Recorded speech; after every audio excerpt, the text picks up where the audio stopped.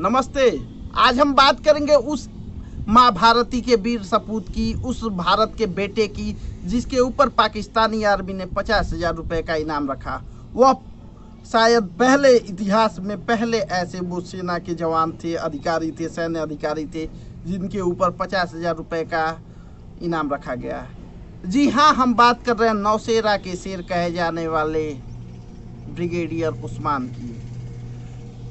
Brigadier Usman का जन्म पूर्वांचल में हुआ था। जब आप बनारस से गोरखपुर जाते हैं, वर्तमान समय के प्रधानमंत्री का संसदीय क्षेत्र है बनारस और सूबे के मुख्यमंत्री का गृह क्षेत्र है गोरखपुर।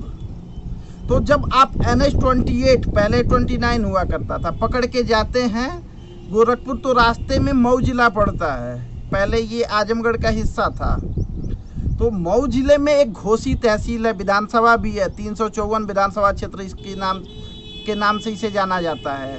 तो उस तहसील से एक रोड निकलता है, उसको मधुबन मोड़ के नाम से कहा जाता है। वह रोड एक रसूलपुर स्टेट, सूरजपुर स्टेट की तरफ चला जाता है और दूसरा रोड नत्थुपुर स्टेट की तरफ चला जाता है।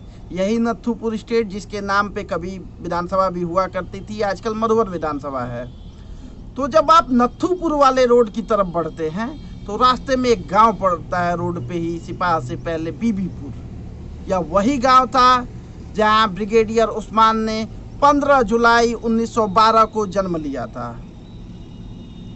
ब्रिगेडियर उस्मान के पिता तत्कालीन ब्रिटिश पुलिस सेवा में थे और बनारस के शहर कोतवाल हुआ करते थे। वह चाहते थे कि उनका बच्चा भी पुलिस की सेवा में जाए और इसीलिए वह एक बार ब्रिगेडियर उस्मान को लेके इंटरव्यू दिलाने अपने पुलिस अधिकारी के पास गए।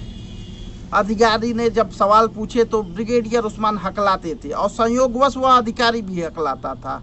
तो जब सवालों का जवाब देते समय ब्रिगेडियर उस्मान हकलाने लगे तो उक्त अधिकारी को लगा कि यह मजाक उड़ा रहे हैं और उन्होंने ब्रिगेडियर उस्मान को सेलेक्ट करने के बजाय रिजेक्ट कर दिया।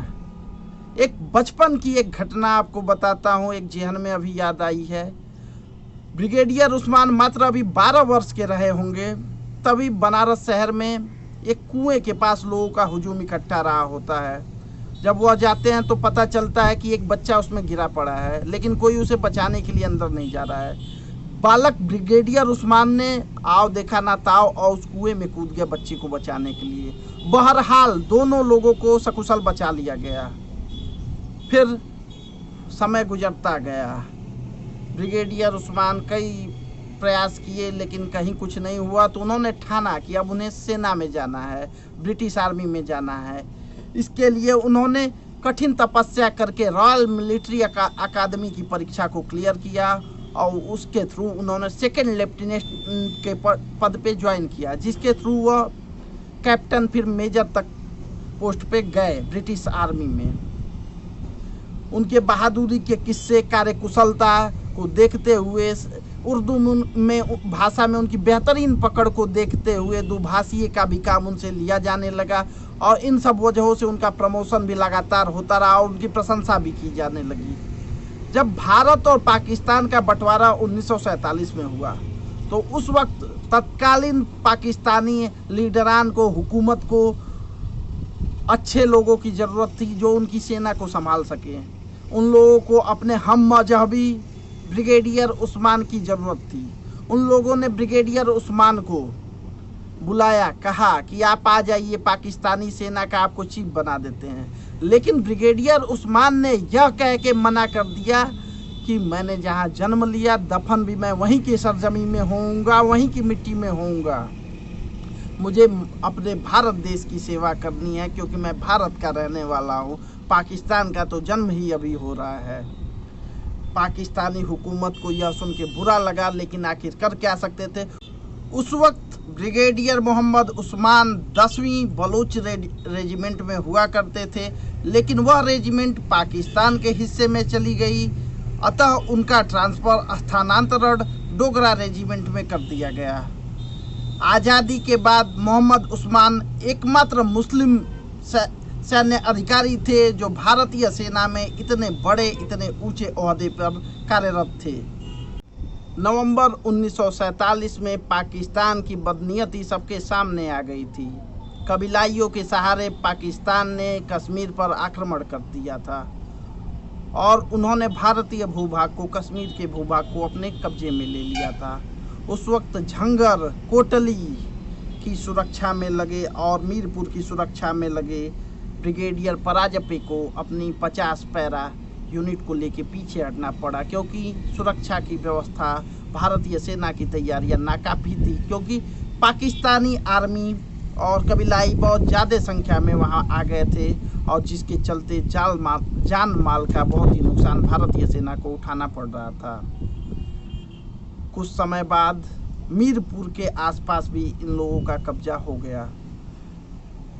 ब्रिगेडियर पराजपे कुछ समय बाद बीमार हो गए और यूनिट की कमान संभाली ब्रिगेडियर उस्मान ने। ब्रिगेडियर उस्मान को यह लगता था कि रणनीतिक तौर पे झंगर सबसे महत्वपूर्ण बेस है, अगर इसे हम कब्जा कर लेते हैं, पुनः वापस ले लेते हैं तो लड़ाई लड़ने में आसानी होगी। और रणनीति बना के, प्लानिंग बना के ब्रिगेडियर मोहम्मद उस्मान और उनकी यूनिट ने आक्रमण किया, लेकिन पाकिस्तानी सेना की तैयारियों के सामने इनकी तैयारियां नाकाफी थी, कम थी और इस बार भी मुंह की खानी पड़ी, जिसके बाद यह लोग नौशेरा वापस आ गए। देश में उस समय हालात बहुत बुरे थे। अभी देश का बंटवारा हुआ था, हिंदू मुस्लिम की बातें चलती थी, तो लोगों ने ये भी कहना शुरू कर दिया कि कहीं ऐसा तो नहीं कि ब्रिगेडियर उस्मान पाकिस्तान से मिले हुए हैं, जैसे लोग वैसी बातें। लेकिन ब्रिगेडियर उस्मान ने हौसला नहीं हारा। उन्होंने कसम खाई कि जब तक झंगर को हम जीत नहीं लेते तब तक मैं बेड पे नहीं सोऊंगा, मैं खाट पे नहीं सोऊंगा, मैं नीचे धरती माता पे सोऊंगा। और उन्होंने भूमि पे सोना ही उचित समझा और उन्होंने एक मीटिंग की अपने यूनिट की। उसमें हौसला अफजाई के लिए अपने यूनिट के लोगों से, साथियों से कहा कि जब हम लोग एक दूसरे से मिलेंगे तो जय हिंद करके अभिवादन करेंगे, जो बाद में प्रचलन में आ गया। आजकल जय हिंद एक आम शब्द हो गया है जिसे लोग गर्व की अनुभूति के साथ बोलते हैं। इसकी देन ब्रिगेडियर उस्मान को ही कहा जाएगा। कुछ दिनों बाद प्लानिंग हुई, स्ट्रैटेजी बनी। 1948 में ब्रिगेडियर उस्मान ने फिर तैयारियां की और झंगर को अपने पराक्रम से, अपने साहस से, अपने यूनिट के बदौलत जीत लिया और उसका नेतृत्व ब्रिगेडियर मोहम्मद उस्मान ने किया। जब वह यूनिट इन्होंने जीत ली तो आगे की यूनिट की, आगे की चौकी के कब्जे के लिए, पुनः वापसी के लिए जब यह आगे का देखने गए तो आक्रमणकारियों की गोलियों का इनको शिकार होना पड़ा और जिसमें उनकी सर्वोच्च शहादत हो गई। उस वक्त पाकिस्तानी सेना ने उनके ऊपर 50,000 का इनाम रखा था और इतना बड़ा इनाम शायद ही किसी भारतीय सेना के या किसी अन्य अधिकारी के ऊपर रखा गया हो। और 3 जुलाई 1948 का वह दिन ब्रिगेडियर उस्मान के जीवन का आखिरी दिन था।